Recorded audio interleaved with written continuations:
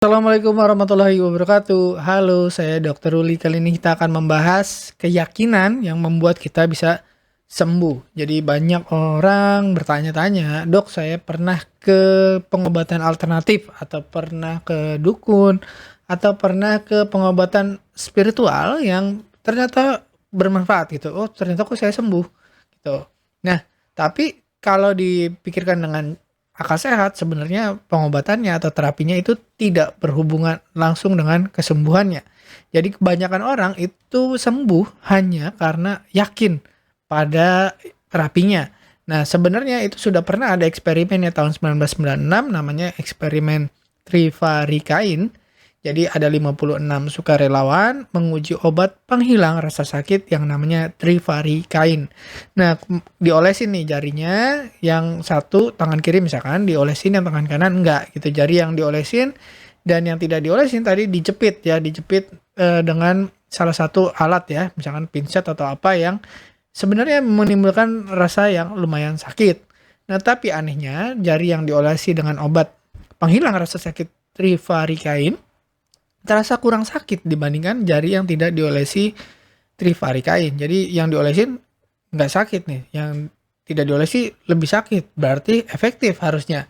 Nah, sebenarnya obat ini bukan painkiller, obat ini bukan penghilang rasa sakit. Ini obat ini tidak ada isinya, hanya gel aja. Jadi nggak ada manfaatnya, tapi yang mendapat perlakuan atau yang merasa mendapat terapi itu ternyata bisa mendapatkan efek seperti mendapat obat penghilang rasa sakit. Efek ini disebut efek placebo. Jadi kita memikirkan yakin bahwa kita mendapat obat yang tepat, maka tubuh kita akan berespon sesuai dengan harapan kita atau sesuai dengan keyakinan kita. Jadi kalau kita yakin kita dapat obat penghilang rasa sakit, maka rasa sakitnya akan berkurang. Walaupun sebenarnya obatnya bohong-bohongan atau obat yang tidak menghilangkan rasa sakit. Namanya pengobatan semu. Kita merasa lebih baik. Boleh nggak placebo ini dipakai? Jadi sebenarnya placebo ini sendiri itu dulu selalu dipakai dalam pengobatan, ya, termasuk dalam medis ya. Sejak tahun 1700-an mulai disebut namanya placebo ini, mulai diakui sebagai sesuatu yang memang ada. Jadi pikiran kita, keyakinan kita menimbulkan efek seperti kita pakai obat. Jadi kapan dokter kasih placebo? Tahun 1700-an dulu ya. Ketika obatnya nggak ada nih, misalkan, "Dok, saya sakit kepala." Waduh, obat sakit kepalanya nggak ada, adanya vitamin C nih atau vitamin B. Ya udah nih, "Pak, minum ini, vitamin ini, nanti dalam 2-3 hari biasanya sakit kepalanya akan hilang." Nah, ternyata pasien yang tidak tahu kalau dia ternyata hanya diberi vitamin, itu sakit kepalanya hilang, walaupun sebenarnya obat itu atau vitamin itu tidak berhubungan langsung, tidak menyembuhkan sakit kepalanya. Siapa yang menyembuhkan? Pikiran pasiennya atau keyakinan pasien itu terhadap obat yang diberikan oleh dokter. Nah, biasanya ini juga diberikan pada selain dulu mungkin zaman dulu ya keterbatasan obat gitu ya, obatnya nggak ada jadi dikasih yang seadanya tapi tidak melukai pasien. Tapi ada juga pasien-pasien yang merasa dirinya sakit walaupun sebenarnya waktu diperiksa tidak ada kelainan. "Dok, aduh dok, ini lutut saya sakit." Terus apalagi, "Oh, leher saya sakit." Ya, semua ada keluhannya banyak tapi tidak berhubungan. Nah, itu biasanya sudah diperiksa di mana-mana ya, sudah ke dokter mana-mana, terus akhirnya tidak merasa sembuh, merasa dirinya sakit walaupun diperiksa tidak ada yang sakit. Berarti yang sakit adalah keyakinannya, dia yakin kalau dia sakit. Jadi obat yang paling tepat adalah dengan memberikan keyakinan nih, pakai obat ini dalam waktu 3 hari biasanya akan berkurang banyak. Nah, pasiennya dikasih terus diminum sesuai harapan, sembuh gitu. Nah, kok bisa ya? Nanti kita bahas kenapa kok bisa gitu. Ini berasal dari bahasa Latin. Placebo sendiri artinya saya akan terpuaskan ya, dari keyakinan kita yakin kita bakal sembuh dan itu pasti sembuh. Sayangnya banyak orang itu tidak lagi menggunakan placebo sebagai terapi yang bagus gitu. Padahal kalau misalnya kita sendiri misalnya sebagai pasien terus kita meyakini obat yang kita minum ini bermanfaat, itu pasti akan ada manfaatnya. Namanya efek placebo tadi. Nah, kalau zaman dulu itu biasanya pakai pil gula, suntikan air, atau jadi misalnya kita sakit nih, disuntik aja deh dok biar sembuh. Nah, itu kalau pasien yang sudah kekeh seperti itu biasanya dokternya akan memberikan suntikan yang aman. ya, walaupun tidak ada isinya atau tidak ada obatnya. Suntikannya berupa vitamin atau suntikan atau operasi palsu. Nah, tapi akhir-akhir ini sudah mulai dilarang penggunaan placebo gitu. Kenapa? Karena yang kayak bohong-bohongin pasien gitu ya, nggak etis gitu ya. Nah, tahun 1950-an akhirnya placebo dipakai untuk membandingkan efektivitas obat. Nih, misalkan ada obat A yang dibilang bisa misalkan meningkatkan eh, menurunkan tekanan darah. Terus kita bandingkan dengan placebo. Ya, placebonya dikasih pada satu kelompok dikasih obat penurun tekanan darah yang lagi diuji. Kita bandingkan, oh kalau memang placebo lawan obat barunya signifikan, jauh perbedaannya, memang berarti obat yang diuji ini memang punya efek. Tapi kalau tidak jauh beda, ya berarti obat yang diuji ini itu tidak efektif. Yang efektif adalah pikirannya. Jadi penurunan tekanan darahnya karena pikirannya berharap tekanan darahnya turun gitu. Ini contoh misalkan obat tekanan darah. Nah, nanti kita akan bahas tuh.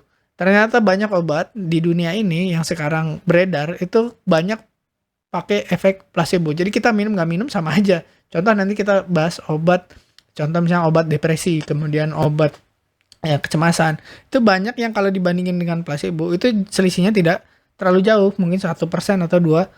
Jadi kalau 1% atau 2% bedanya dengan placebo, ngapain minum obat gitu kan? Kita pakai pikiran aja, kita yakin bakal sembuh. Minum air putih juga bakal sembuh gitu. Minum air teh juga bisa sembuh selama kita yakin. Nah, itu kan banyak kalau misalkan kita ke dukun pakai efek placebo tadi. Nah, tapi kalau di kedokteran, karena ada etikanya, yang nggak boleh dong bohongin pasien, nggak etis gitu ya. Sebisa mungkin menghindari placebo. Atau kalau misalkan pasiennya jadi sembuh karena placebo, itu kita harus beritahu, oh ini sebenarnya terapi ini tidak langsung menyembuhkan, tapi keyakinan kita itu bisa membuat kita jauh lebih sehat, lebih sembuh sesuai apa yang diharapkan. Nah, itu secara etik bisa dibenarkan. Tapi kalau dokternya bohong, ini pakai vitamin ini, nanti pusingnya hilang. Nah, itu sekarang sudah tidak diperbolehkan. Tapi kalau misalkan dikasih tahu pasiennya, ini Pak, ini ada vitamin begini, sebenarnya efeknya tidak membuat Anda hilang sakit kepalanya. Sakit kepalanya ini kemungkinan besar karena keyakinan Bapak kalau Bapak sakit kepala. Dari pemeriksaan saya tidak ditemukan ada kelainan. Ini coba vitaminnya diminum, siapa tahu bisa lebih tenang. Tapi vitamin ini tidak langsung menyembuhkan. Selama Bapak yakin Bapak bisa sembuh, dalam 3 hari dengan vitamin ini membantu Bapak untuk bisa lebih tenang, lebih hilang gejalanya. Tapi kita ngasih tahu nih, ini vitamin ini tidak menyembuhkan. Yang menyembuhkan adalah pikiran pasiennya. Nah, itu secara etik bisa dibenarkan gitu. Nah, tapi di Indonesia ini dieksploitasi oleh dukun, kemudian penjual herbal palsu, kemudian tukang obat, terus jual jimat, terus misalkan jual garam, jual air yang sudah dibaca-bacain mantra atau dibacain ayat-ayat suci gitu. Nah, bisa nggak? Ya mungkin. Ya, tapi sebaiknya memang dibandingkan dong harusnya dengan air, misalkan sama-sama dibilangnya ini air sudah dimantrain ya, sama air yang biasa, tapi kita bilang dimantrain ya. Kita pasiennya nggak tahu nih yang mana yang benar-benar dikasih mantra, mana yang kita cuman bilang ini dikasih mantra, terus dites ya, mana yang mana yang lebih efektif. Kalau sama berarti mantranya yang tidak efektif, mantranya tidak berpengaruh besar, tapi keyakinan pasien kalau airnya sudah dimantrai itu yang membuat air tersebut jadi efektif. Nah, ini contoh ya, kita belum pernah nih nyobain gitu. Tapi banyak dokter itu terjebak gitu ya, maksudnya karena terlalu berpikir dengan lurus gitu. Maksudnya nggak mungkin gitu. Padahal ada namanya efek placebo ini. Jadi mungkin aja pasien datang ke dokter nggak sembuh, tapi datang ke dukun bisa sembuh. Tergantung keyakinannya. Jadi kadang-kadang dokter banyak juga yang membuat pasien itu merasa tidak yakin. Walaupun obatnya udah benar, tapi selama kita tidak yakin dengan obat yang dikasih dokter, kita nggak akan sembuh. Tapi kita ke dukun, terus kita cuma dikasih air misalkan, atau datang ke pengobatan alternatif, atau dijampi-jampi, atau dibacain doa, segala macam. Selama kita yakin kita bakal sembuh, kita akan sembuh. Aneh kan? Nah, itu namanya efek placebo. Jadi bisa nggak kita memanfaatkan efek placebo ini? Bisa banget. Kita bisa meredakan berbagai kondisi. Sudah banyak penelitiannya, efek placebo membantu misalkan pasien sakit jantung, kemudian sesak karena asma, kemudian yang nyeri berat, itu bisa berkurang banyak dengan kita menggunakan keyakinan kita. Kita pakai keyakinan kita kalau kita bakal sembuh, bakal lebih baik ya. Mediumnya bisa apa aja? Mediumnya bisa pakai air, bisa pakai garam, bisa pakai meditasi, bisa pakai mantra, bisa macam-macam. Yang penting kita yakin dengan apa yang dilakukan. Loh, kok bisa? Yang pertama, ekspektasi pasien yang menentukan. Semakin kita yakin, semakin kita tenang, semakin kita mantap dengan pengobatannya, yakin bahwa ini efektif, maka itu akan efektif. Makanya ketika kita yakin obat yang dikasih dokter ini efektif, maka akan efektif. Tapi begitu kita nggak yakin dengan apa yang dikatakan dokter, kita akan menolak pengobatan tersebut secara bawah sadar. Akhirnya apa yang dikasih dokter, obatnya tidak akan mampu menyembuhkan kita. Tapi dari dukun atau dari pengobat alternatif atau dari yang mengaku spiritual, kita cuma dikasih air, cuma dikasih garam, kok bisa sembuh? Karena kita yakin dengan dengan dukun tersebut ya. Jadi itu sering terjadi. Kenapa begitu? Karena tubuh kita ketika kita yakin, otak kita akan mengirimkan banyak sinyal ya, sinyal neurotransmitter, sinyal hormon, kemudian sinyal dari pembuluh darah juga. Itu bisa menimbulkan satu penurunan respon stres. Jadi stres kita akan turun. Jadi hormon-hormon yang terkait stres misalkan kortisol, adrenalin itu akan turun. Kita akan jauh lebih tenang, lebih nyaman, lebih siap untuk sembuh. Tubuh kita akan mengalami pemulihan secara otomatis ya. Kita sering bahas di video-video sebelumnya, sebenarnya tubuh kita itu selalu menuju ke arah penyembuhan. Cuman yang membuat kita tidak sembuh-sembuh itu karena kita selalu menghalangi penyembuhan dengan kita selalu dalam kondisi stres yang kronis. Jadi kalau gula darah kok nggak turun-turun, terus kita stres. Gula darahnya tinggi banget, terus kita stres. Kira-kira bakal turun nggak gula darahnya?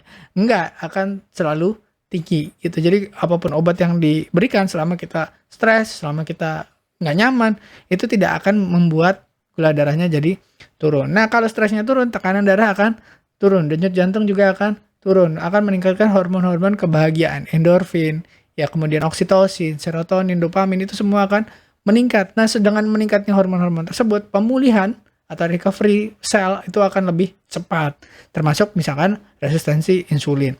Nah, membedakan dengan terapi misalkan yang efektif, misalkan puasa, itu sangat efektif walaupun Anda tidak yakin dengan puasanya. Jadi Anda nggak yakin nih puasa bisa menyembuhkan saya, tidak yakin puasa bisa menurunkan resistensi insulin. Walaupun Anda tidak yakin, Anda puasa, itu tetap ada efeknya. Gula darahnya akan turun, resistensi insulinnya turun. Nah, berarti kalau puasa itu bukan efek placebo. Misalkan Anda diet keto, misalkan menjaga supaya karbonya tidak terlalu tinggi. Ya, Anda yakin tidak yakin, itu gula darah tetap turun. Berarti itu bukan efek placebo, ya. Tapi kalau yang tadi kita sebutkan, namanya efek placebo, ya. Maksudnya kalau kita nggak yakin, nggak sembuh. Nah, itu sering terjadi. Ada juga obat penenang. Obat penenang dibilang obat penenang nih, obat tidur. Padahal isinya itu obat amfetamin ya. Amfetamin itu kan harusnya membuat kita bergairah, semangat gitu ya. Kayak obat sabu-sabu lah, mirip sabu-sabu gitu ya amfetamin tuh. Tapi kalau kita dibilang misalnya ini adalah obat tidur, padahal isinya amfetamin, tetap loh kita ngantuk. Dan kebalikannya juga pernah diuji coba, yaitu benzodiazepin, sebenarnya obat untuk penenang, bisa bikin ngantuk, tapi dibilangnya ini obat penambah semangat, penambah gairah, dibilangnya amfetamin, sabu-sabu gitu, padahal isinya benzodiazepin. Tapi orang yang minum, karena yakin itu isinya amfetamin, jadi bersemangat, jadi bergairah. Tapi kebalikannya, orang yang dikasih obat amfetamin, padahal isinya benzodiazepin, yang obat tidur, itu malah jadi ngantuk, jadi bersemangat gitu. Pokoknya ketukar-tukar lah, sesuai keyakinannya kita, ya. Dibilang obat tidur, padahal isinya amfetamin, tetap ngantuk. Dibilangnya obat semangat, obat gairah, padahal isinya obat tidur, tetap kita bergairah, tetap semangat. Karena keyakinan kita mengalahkan efek obatnya. Sering terjadi seperti itu. Nah, sayangnya placebo ini kalau dieksploitasi terlalu besar, itu punya masalah juga. Contoh misalkan yang sering terjadi di Indonesia kan yang eksploitasi itu biasanya dukun. Jadi pasien itu sering kali melewatkan pengobatan yang terbukti efektif karena terlalu lama menghabiskan waktu, menghabiskan biaya di pengobatan yang tidak efektif. Misalkan di dukun, di paranormal, di ngaku-ngaku ahli spiritual, akhirnya uangnya habis, akhirnya waktunya habis. Harusnya misalkan kanker stadium 2 harusnya masih bisa di kemoterapi, masih bisa dioperasi. Tapi karena terlalu lama menghabiskan waktu di, ya mohon maaf, dukun, kemudian yang tidak efektif, ya, yang pakai macam-macam ngakunya doa, ngakunya orang suci. Akhirnya waktunya habis, uangnya habis, stadiumnya jadi bertambah, akhirnya jadi masuk ke stadium yang tidak bisa diobatin. Misalkan nggak bisa dioperasi, udah nggak bisa di kemoterapi, jadi hanya menunggu kematian. Itu sering terjadi di Indonesia. Jadi ya kalau Anda mau berperang lawan dukun, caranya simple ya, caranya Anda mengubah keyakinan. Anda yakin dengan diri Anda sendiri, Anda yakin dengan ilmu, Anda yakin dengan eh, keilmuan, bukan yakin dengan orang. Kalau dukun itu adalah yakin dengan orang ini akan menyembuhkan saya. Tapi kalau Anda yakin bahwa yang menyembuhkan adalah Tuhan lewat perantara ilmu, nah itu Anda akan selamat dari hal-hal seperti ini. Nah, sayangnya efek placebo walaupun awalnya bagus, contoh misalkan Anda ke dukun, Anda kayak ini, awalnya bagus, misalkan 1 bulan, 2 bulan, ya akan ada perubahan, misalkan tensinya jadi bagus, misalkan hipertensi atau gulanya bagus, yang gula darahnya tinggi, tapi dalam 1-2 bulan, ya nggak nyampe lah biasanya, itu efeknya mulai memudar, ketika keyakinan kita sudah mulai memudar juga. Contoh misalkan Anda percaya dukun, terus misalkan kanker, terus percaya dukun, 1-2 bulan mungkin ada progres, ada kok jadi lebih enak, lebih enteng segala macam. Tapi ketika Anda mulai nggak yakin dengan orangnya, dengan si dukunnya ini, biasanya efeknya akan mulai memudar gitu. Nah, jadi placebo, keyakinan ini juga bisa mengacaukan uji klinis obat. Jadi kadang-kadang tadi benzodiazepin atau obat tidur dibilang obat penambah semangat, pasiennya itu secara bawah sadar akan meyakini itu, kalau udah yakin itu mengacaukan uji klinis. Jadi kita misalkan lagi mencoba obat tidur, terus pasiennya yakin ini obat penambah semangat, obat tidurnya tidak akan efektif. Oke, terus ternyata obat penambah semangat, terus pasiennya dibilang ini obat tidur, obatnya tidak akan efektif. Justru pasiennya malah merasa ngantuk. Dan sayangnya placebo di Indonesia terutama sering dimanfaatkan dukun palsu. Sebenarnya nggak cuma di Indonesia ya, banyak lah di luar negeri juga. Jadi Anda udah habis harta, ada habis waktu, Anda habis tenaga dan segala macam. Ini contohnya banyak ya dukun-dukun yang memanfaatkan orang yang lagi kesulitan. Nah, sayangnya di Indonesia dokter-dokter itu malah sebaliknya, bukan placebo yang dipakai. Jadi bukan keyakinan pasien untuk sembuh, yang sering dipakai adalah nocebo. Jadi membuat pasien yakin bahwa ya dia nggak akan sembuh. Contoh misalnya, udah lupa Pak, percuma nggak akan bisa sembuh. Ya itu kata-kata yang sering keluar ya. Tinggal ya Anda bandingkan sendiri dengan pengalaman pribadi Anda. Jadi banyak dokter di Indonesia tidak nyangka kalau kata-katanya itu bisa membuat pasien yakin dengan pengobatannya atau yakin kalau dia tidak akan sembuh. Jadi kalau yang penting placebo itu bagus kalau ada di tangan yang tepat. Jadi pasien misalnya dikasih tahu ini placebo, di kata-kata dokter adalah obat. Kalau dokter bilang nggak akan sembuh, pasiennya juga akan ngedrop gitu ya. Tapi kalau dokternya bilang oke, kita coba usahain, mudah-mudahan bisa sembuh ya, dari tetap ada kemungkinan bisa sembuh. Nah itu pasiennya akan timbul namanya efek placebo tadi. Jadi bisa menyembuhkan yang bahkan dianggap tidak mungkin sembuh. Ini mulai ada penelitiannya tentang sugesti di Amerika, ini sudah pernah dicoba. Jadi pasien-pasien yang misalkan sakit kulit bertahun-tahun, terus ada yang ADHD ya, attention deficit hiperaktif anaknya, terus ada juga yang merasa sakit kepala, udah dicoba di mana-mana tidak ada kesembuhan, udah di CT scan, di MRI nggak ketemu. Nah akhirnya dibilang kita ada pengobatan baru yang menggunakan keyakinan. Yang caranya apa? Caranya Anda masuk ke mesin MRI atau CT scan ini. Sebenarnya MRI CT scan-nya itu tidak dinyalakan, hanya dimasukin aja pasiennya ke situ, tapi selama beberapa menit dia merasa tenang. Terus dikasih tahu bahwa yang menyembuhkan ini bukan alatnya, bukan terapinya, tapi keyakinan dari pasiennya. Dan percaya atau tidak, walaupun pasiennya tahu ini sebenarnya placebo, bahwa ini sebenarnya keyakinan dia yang menyembuhkan, bukan alat, bukan terapinya, tetap terjadi kesembuhan, tetap terjadi progres, tetap terjadi perubahan ke arah yang positif. Nah itulah hebatnya keyakinan bawah sadar kita. Walaupun pikiran sadar kita tahu ini hanya placebo. Contoh saya sendiri juga sering menggunakan yang namanya kita mau sakit, misalkan musim-musim hujan, mau flu, mau pilek segala macam. Saya mengsugesti diri sendiri bahwa kalau saya minum vitamin C, ya itu gejala flu-nya akan hilang. Saya akan lebih sehat. Walaupun secara pembuktian sains itu tidak benar. Jadi kalau misalnya kita minum vitamin C, apakah bisa mencegah penyakit misalkan flu? Enggak juga, ya tidak ada buktinya. Ya bahkan pernah ada penelitian kalau minum vitamin C tidak membuat kita sembuh dari sakit flu. Tapi selama kita mensugesti diri kita, saya pasti sembuh setelah minum vitamin C. Gitu. Kita akan sembuh walaupun pikiran sadar kita tahu ini hanya sugesti. Itulah hebatnya placebo kita. Jadi bisa mempercepat penyembuhan dan pasien akan merasa lebih baik.